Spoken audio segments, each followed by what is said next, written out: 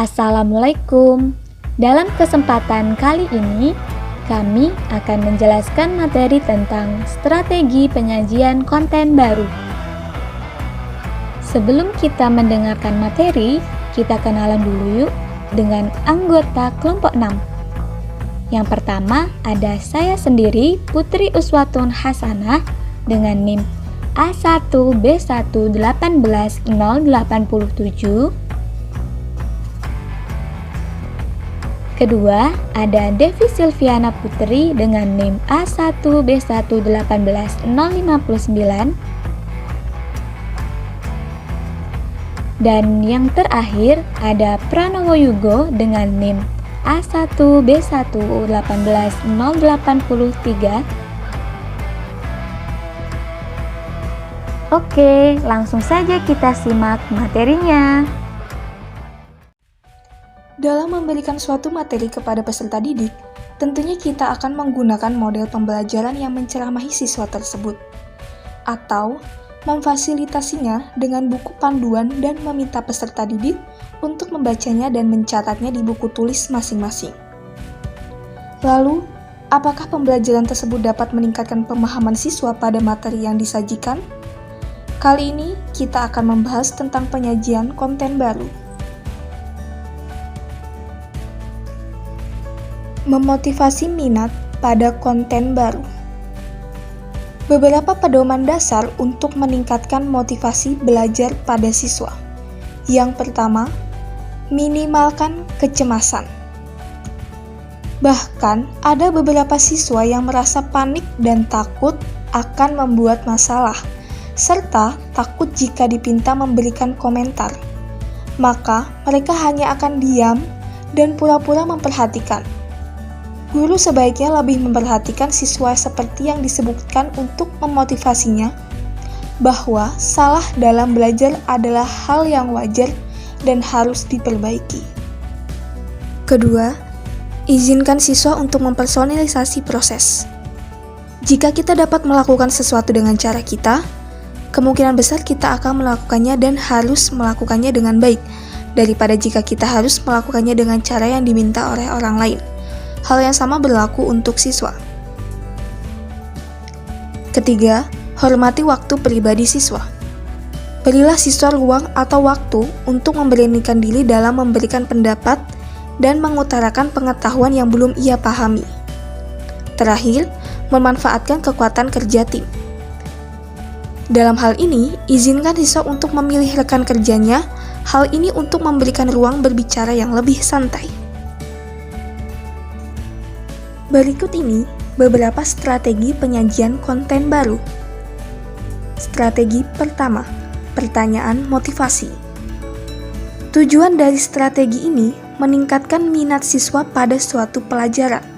Sedangkan deskripsi pada strategi pertama untuk mengajukan pertanyaan, baik untuk memusatkan perhatian pada suatu topik dan untuk mendukung proses berpikir siswa. Berikan pertanyaan yang membangun semangat belajar siswa, seperti menanyakan pemahaman siswa terhadap materi yang akan disampaikan atau dengan mengulas materi kemarin. Apakah mereka sudah siap dengan materi atau belum sama sekali? Strategi kedua, tahu dan ingin tahu. Tujuan dari strategi kedua untuk membangun unit pengetahuan siswa, sedangkan deskripsinya membantu siswa mendalami materi yang kita berikan dengan mengadakan kuis tahu dan ingin tahu. Pada strategi ini, memberikan siswa sebuah topik lalu memintanya mencatatkan apa yang sudah diketahui dan yang ingin diketahui dari topik yang diberikan. Kemudian, guru menjelaskan dengan detail rasa ingin tahu siswa tersebut, serta melibatkan siswa untuk membagikan apa yang sudah diketahui kepada teman-temannya. Selanjutnya adalah strategi ketiga, jelas sasaran pembelajaran. Tujuan dari strategi ketiga ini adalah untuk meningkatkan motivasi siswa dan meningkatkan tanggung jawab diri untuk belajar. Deskripsinya, memberikan target pembelajaran yang jelas bagi siswa, misalnya dengan menanyakan apakah siswa ingin bekerja sama secara efektif dalam bekerja kelompok atau bekerja secara individu. Guru menyampaikan teknik penilaian terhadap siswa sebagai tanggung jawab diri mereka terhadap pembelajaran, menilai dari segi keaktifan atau dari tugas-tugas yang diberikan. Strategi keempat yaitu pembelajaran berkelompok. Tujuan dari strategi ini adalah belajar dengan sistem berkelompok untuk memaksimalkan ketertiban yang bijaksana dan minimalkan frustasi siswa. Siswa dapat saling bertukar pikiran kepada teman-temannya dan menjawab pertanyaan yang sulit secara berkelompok, dan akan menjauhkan dari pembelajaran yang membosankan. Sesekali bebaskan siswa dalam menentukan teman diskusi. Hal ini akan membuat lingkungan pembelajaran yang menyenangkan dan membuat siswa lebih bersemangat tentunya. Buat menjadi kelompok kecil atau berpasangan, hal ini untuk menghindari siswa yang tidak terlibat dalam pekerjaan kelompok. Strategi kelima yaitu pengajaran timbal balik. Tujuan dari strategi ini untuk membantu siswa belajar dari materi teks dan melibatkan semua anggota kelas dalam kegiatan membaca. Kita meminta siswa untuk bergiliran membacakan dengan lantang selama beberapa waktu, misal 1 atau 2 menit, dan kemudian bergiliran memimpin pembahasan kelompok mengenai pembacaan tersebut. Untuk mengilhami siswa dalam menelaah bacaan dengan bekerja sama dan memberikan dukungan.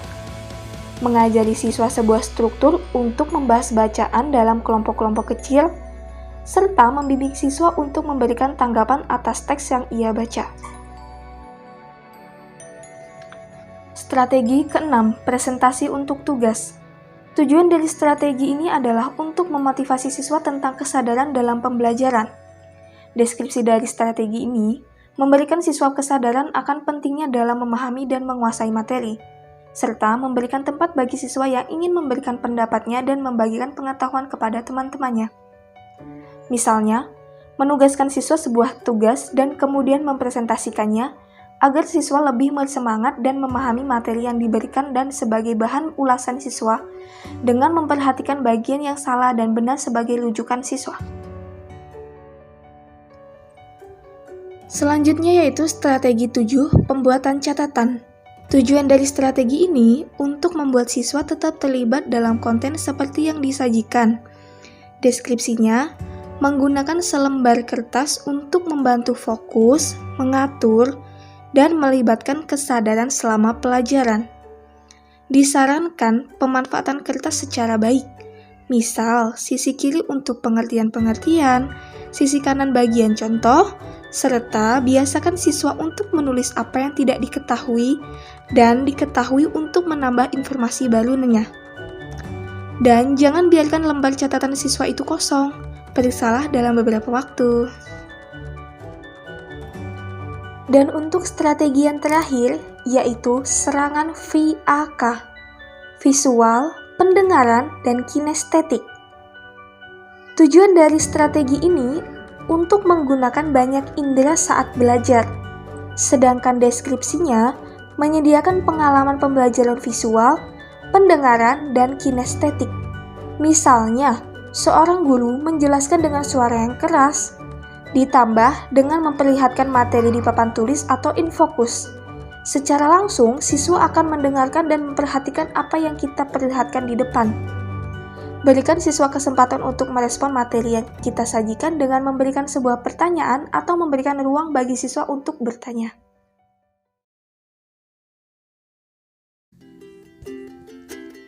Gimana teman-teman? Mudah kan materinya?